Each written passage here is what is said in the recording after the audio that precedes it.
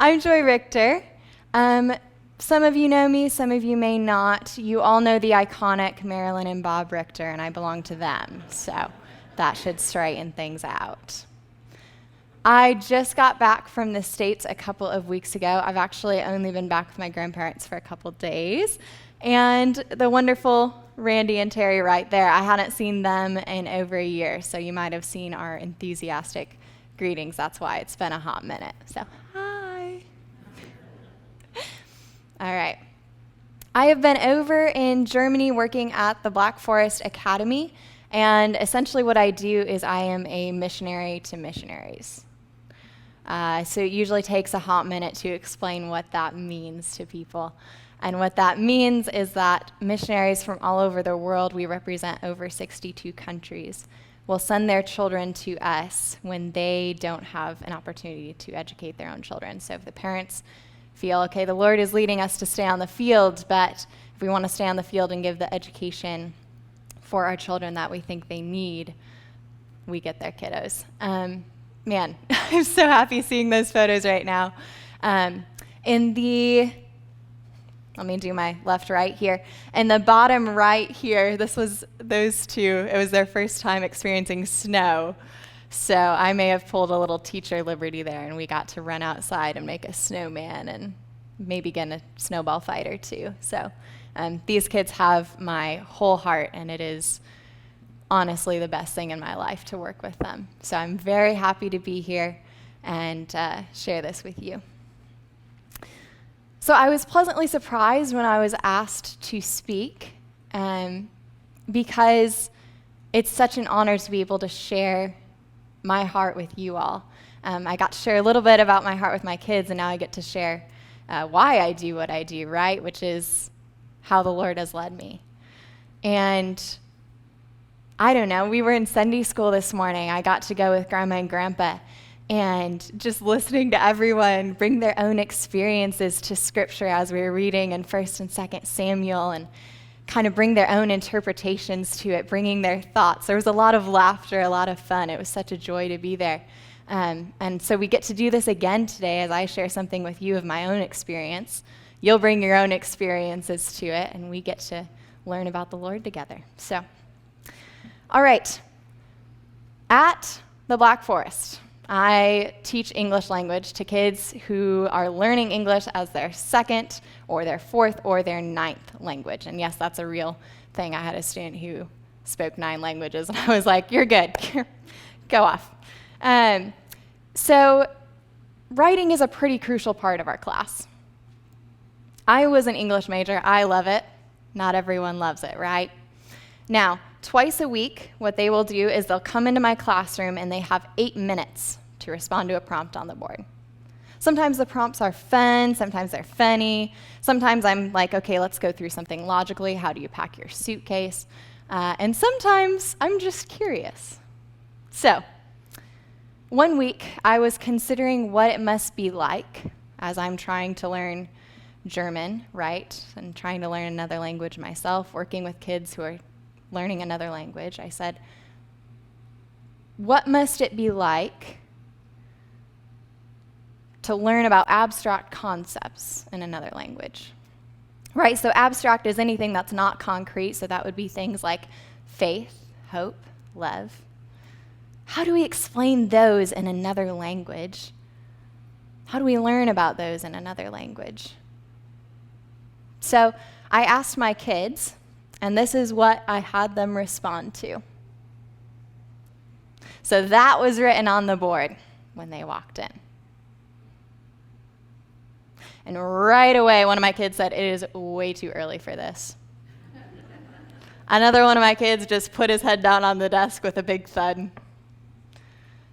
Another girl said, what? I said, yeah, how do you define love? I said, I'll give you a couple extra minutes today. We'll spend the first couple just thinking it through.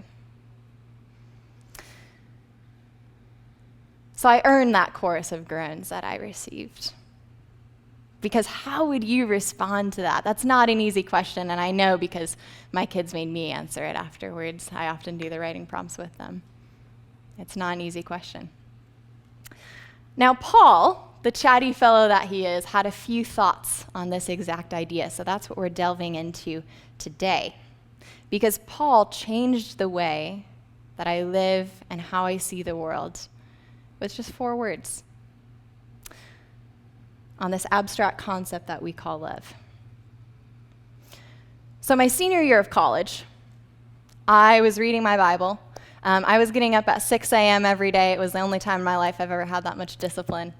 And I would work out, and I'd do my devotions, and I was reading in Romans.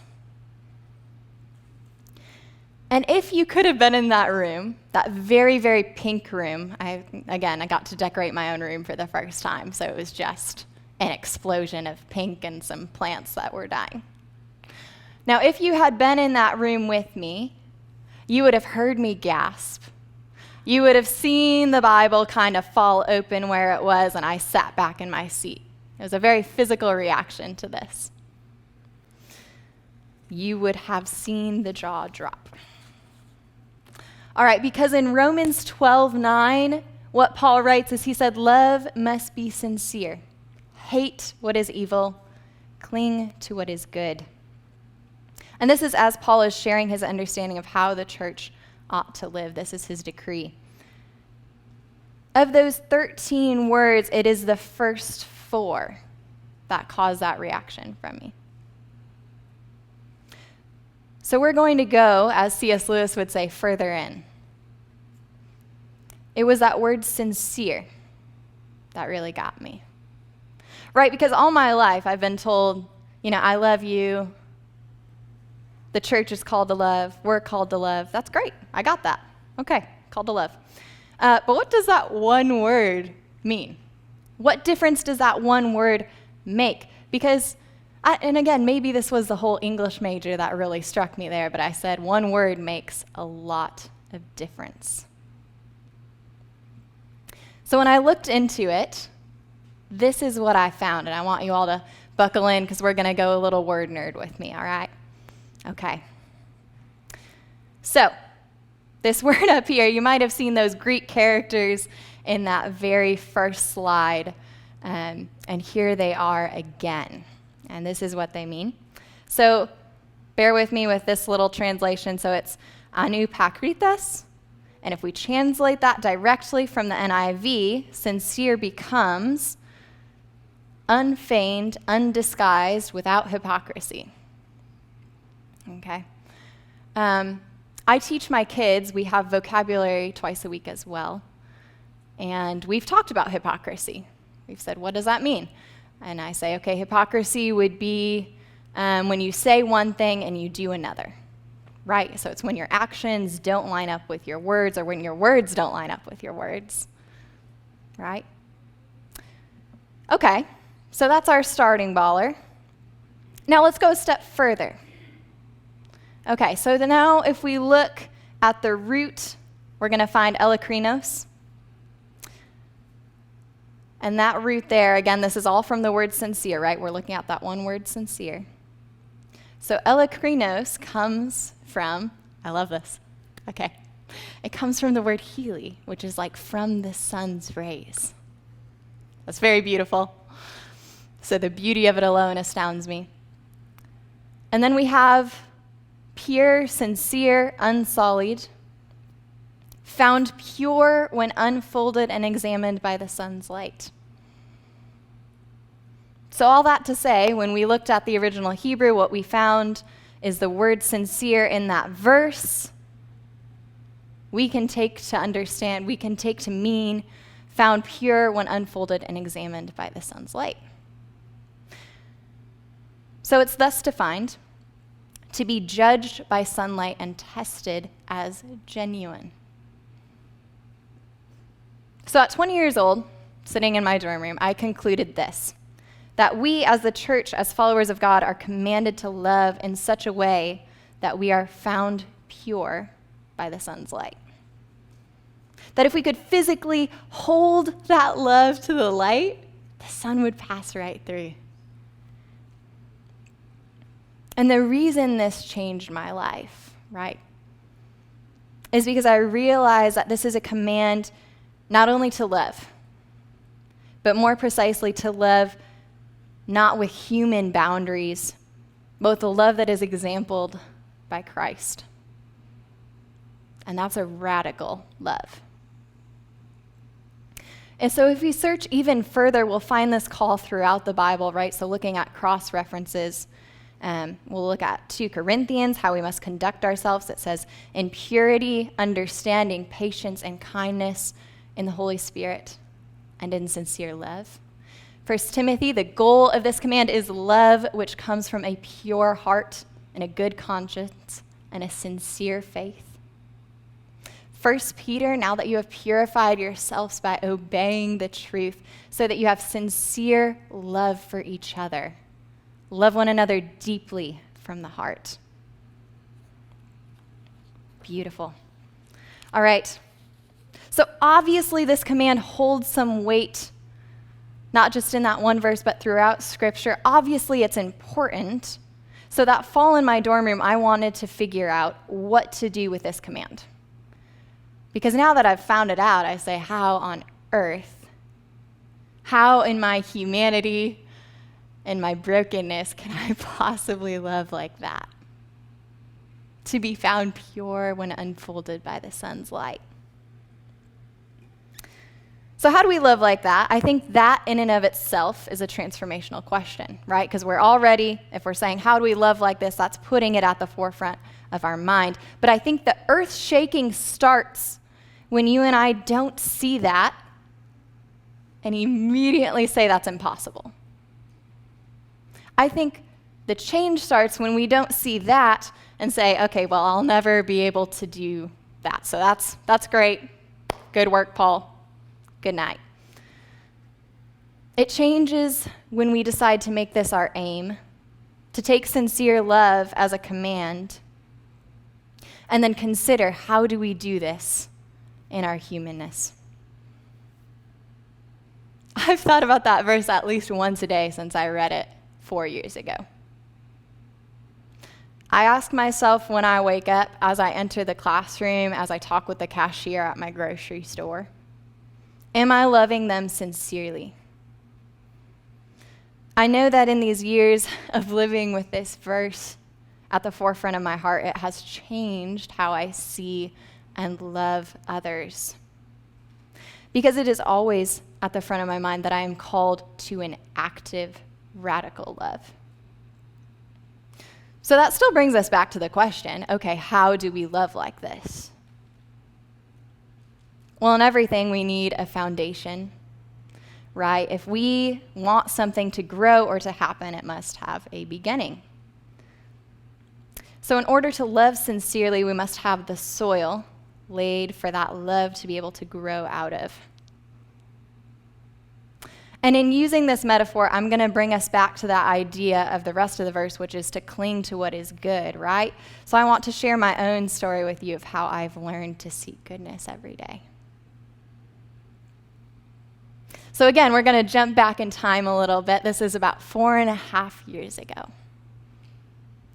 I went to Oxford University for a semester abroad program, and I knew going in that this time would challenge me academically. Of course, that's what it's meant to do. I anticipated being in the library 8 hours a day, curled over books. I envisioned talking with my tutor about these grand ideas because, as you've experienced from the short time that you may have known me, I love words. I was so excited to go and study words. I said, I'm going to learn more about that. I knew I'd interact, too, with more of the world than I ever had before. Oxford is a fairly international community. I had only been abroad once before. I said, well, this is going to change me. I knew that going in. But when I hopped on that plane, I remember praying to the Lord out of fear because I knew somehow that I was going to come back different. I knew that it was going to change me because how could it not? And that scared me, just that idea that I would not be the same as I was. And I did grow academically. But the Lord The Lord did more in my life, in my heart, in my mind, than I have ever had before. And when people ask me about my spiritual journey, I'm always going to point back to this time in my life. He did more than I could have ever fathomed. Being there felt like rain for my soul and some sort of awakening. It felt like I was being made new. I don't understand it. I don't know why he graced me with that time, but he did. So to fully step into this story, of a 19-year-old girl stepping onto a plane, I want you to know the background of my going on this adventure. So we're going to keep going in that time machine, and all the way in ninth grade, you'll see me in my grandparents' house where I was living. Not these grandparents, my Michigan ones. But I was living with them, and I'm up in my bedroom, and I was looking at colleges on the computer like all ninth grades do, and just dreaming about college. And I saw Oxford, and I went, I'm in love. There were the cobbled streets that you see in that middle picture, and there were all these professors looking very professorly, and I was like, ho, ho, ho, it looks so beautiful. I loved it. There was a Latin script going across the page. Yeah, I was enamored. I said, I want to go there. There was books everywhere. But I pretty quickly realized that going to school internationally cost money. My mom was working 3 jobs at that time, and in ninth grade, I was about to start my second job because we were hoping I could go to college at all. And I said, oh, okay, I'm not going to Oxford. And so that was just a dream that was eons and eons away in my mind, a little secret door that I tucked away and said, that's nice. And then I put my head down and I worked my jobs, I worked at school. I aimed to get all of the scholarships and do everything I could, and I went to school in Michigan. And somehow when I arrived at this school, when I started attending, I happened to hear, oh, they have a scholars program at Oxford where you can go for a semester. That's pretty interesting. And the door maybe opened a crack in my mind. I thought I'll give it a shot. Why not? I didn't have particularly high hopes because it seemed so impossible, because 4 years ago I had said that's never going to happen. But I filled out the paperwork, I wrote essays, I answered endless questionnaires, and found more scholarships, and filled out more paperwork, and more paperwork, and more paperwork. I remember one particular day with all these papers, I was running from one office to another on my campus, and it must have looked crazy to anyone who was watching, because every time I had papers with me and was frantically running one way, and then I'd run back the other way, trying to get all the signatures that I needed. I thought, wow, this might really happen. That dream might actually become a reality. But then they pulled me into the office, the cross-culture office, and a lady sat across from me. And she looked very serious, and I thought, okay. And she said, we've misplaced some of your paperwork. You're not going to go. And I couldn't say anything. I just said, okay. And I left. And then I went into a bathroom and just sat on the floor. It's like, what? Okay. And I didn't cry. I felt like it was impossible anyway. Okay. And I told some of my friends in the dorm. And Lord knows why we need people in our lives, why we need relationships, because my friends said no. And my friends went out and they found one of my professors, and they told him what was happening. And my professor came to me, and he said, we're going to fight this. And I was like, oh, all right. And we did. So we barged on doors and we argued with people older and wiser than I. And my professor was my advocate. And somehow, by the Lord's grace, I got on that plane. Again, I don't understand it. I don't comprehend why he let that happen in his goodness, because it felt miraculous. It is miraculous to me. So you can imagine, of course, that when that plane took off, I was waiting to be told that it was going to be turned around. And when the plane touched down, I waited for someone to pull me aside and say, hey, you're not supposed to be here. Like, you need to go back. I was ready. And when we got on the bus to go to the place where I would live, I was still waiting for there to be some sort of roadblock, something that would make me turn around. This couldn't be real. There was no way. And then when I finally walked into the city of dreaming spires that I'd been staring at since I was in 9th grade, I felt like I was floating. So this is the context with which you enter my story. I walked a total of an hour every day to get to my tutorials, to get to the heart of City Center. And every single day on that walk, I didn't have Wi-Fi. I'm terrible at technology anyway. I had no idea how to get a phone plan over there and figured it didn't matter much anyhow. So there was no music or nothing to listen to on the way, and my tutorial was at a time when no one else's was, so I walked alone for a half hour, one way. And I would pray. But it was like I'd never prayed before, because instead of making a request to the Lord or maybe telling him about my day, it was just awe coming out of me. And if you could walk that walk with me through the university parks, you would see flowers everywhere. See, in Oxford, there are these yellow daffodils that pop up every which way. And they stand brightly to attention, and they seem to say, hello, hello. And you can't not look at them because they're so vibrant and they're so alive, and they turn your eye and they make you remember that you're alive too. Because you can't possibly deny something so bright, so real. So I would step out and immediately every day be reminded by these yellow blooms that I was not only alive, but I was here in this place, living something that felt impossible.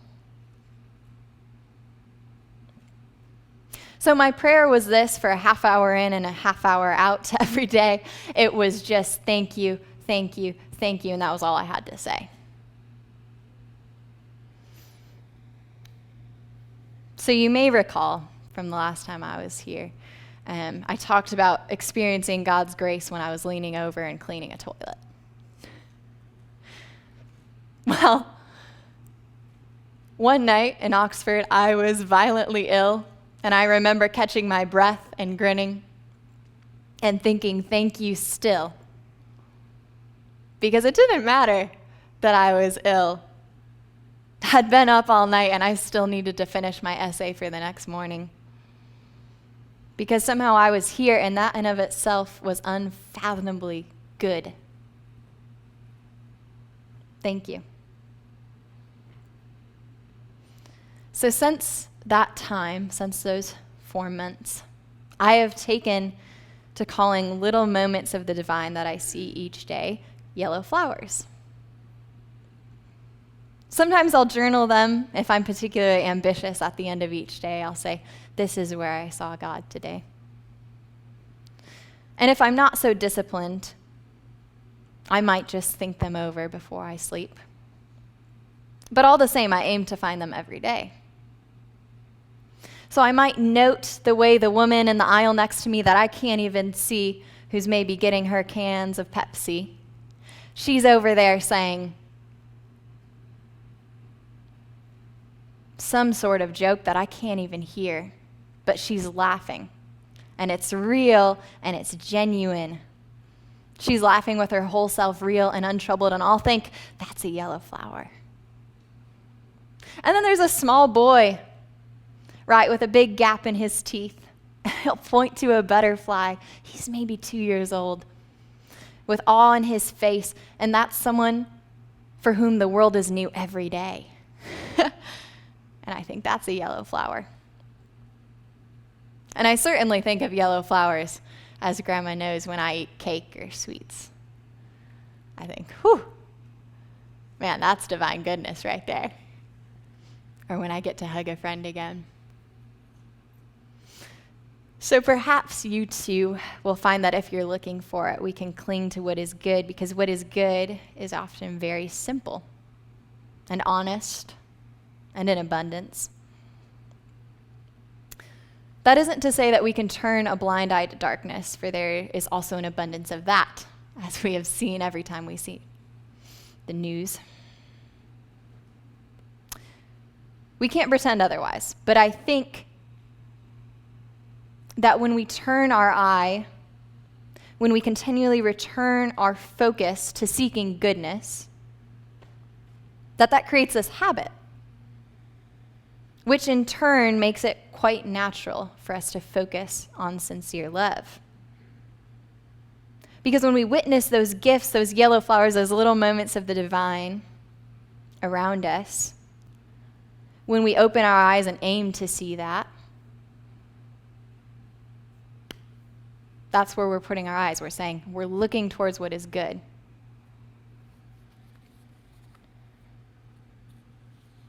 My pages got stuck.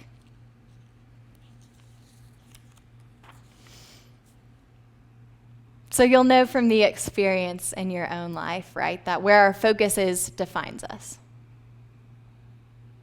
You can draw that conclusion from your own experience that when we focus on what is wrong or what is ugly, what is dark, what is maddening, it makes it easy for that to be our constant narrative, to feel heavy always, and unable to even consider how we might begin to love others like that because our souls are so weary. It is one thing in this world to have a weary soul. Again, we only have to look at the news for that to happen. It is another thing entirely, I think, to have a weary soul without hope. Because I think clinging to what is good means clinging to hope, to the truth that there is goodness still to be found, and a love that really is perfect, and a love that is ours. I think that clinging to what is good means embracing the role of a follower of Christ and saying, I will seek you every day, everywhere, even when. This is what I have found is my foundation for living Romans 12:9. One of my very favorite authors and preachers and writers, Friedrich Buechner, appears to be similarly transfixed by these 4 words. And he writes, "We are men and women of sincerity," Paul says. And God help us if we're not, because that's what we're cracked up to be. And sincerity, you'd like to think, would be the least of it. We are commissioned by God to speak in Christ, and to speak in Christ is to speak truth. And there is no story whose truth we are closer to than our own, than the story of what it's like to live inside ourselves. We live so much on the outer surface and seeming of our lives and our faith that we lose touch with the deep places that they both come from. So may we not be content with the surface, but seek sincerity, which is truth, capital T. Now, one way that this truth has manifested in my life can be summed up by a yellow postit that hangs in my bathroom mirror. And I put it there because I wanted to see it every single day. I wanted to see it when I woke up and got dressed and got ready to go serve my students. I wanted that to be at the forefront of my mind when I walked into the classroom and saw my children sitting there. I feel the work the Lord has called me to is precious, and I don't understand why he asked me to do it, because I can't believe that I get to do it. But I love it, and I love these kids, and I want to be thinking of that with them always. So what I have written on that Post-it note is make someone feel seen today. When the principal sat me down when I first arrived at the school, he said, "What is your goal? What is your goal here?" And I said, to make my students feel seen. Especially working with English language learners, right? Sometimes there's a feeling of I don't quite belong, especially working with missionary kids who have grown up in several different cultures, who call several different places home. They're asking, where do I belong? Am I seen? And of course, they're high schoolers, right? So they're asking all of those questions about life right now. They're trying to figure out who they are, what they believe.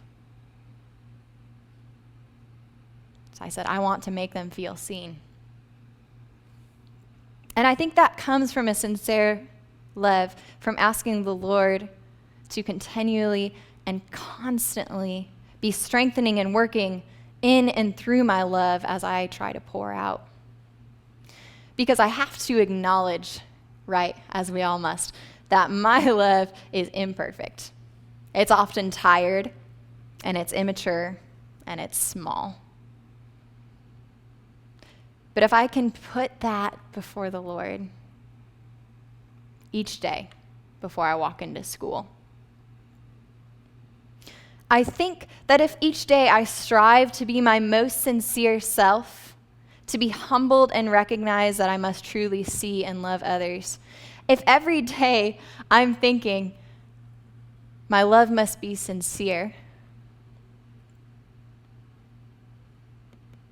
if I am aiming for a love that can be held up to the sun's light and still be found pure, then I think I'm doing something right. The charge to love sincerely is radical.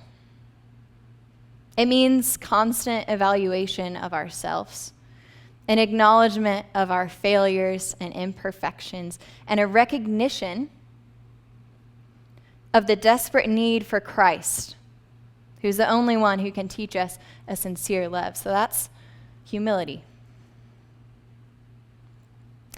I think it also commands us to believe that there is a reason to love sincerely, meaning that we must choose to seek and believe and hope and cling to it. Right? Because that hope gives us the reason. That hope, that looking towards goodness says, this is why I want to love sincerely, because this is what I'm choosing to see and believe.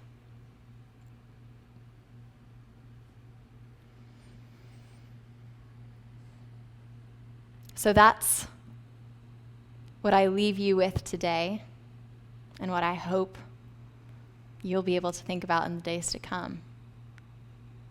Love must be sincere. Thank you so much for your ears. If you want to chat after the service, I'll be back there. We can talk about my kids. We can talk about life.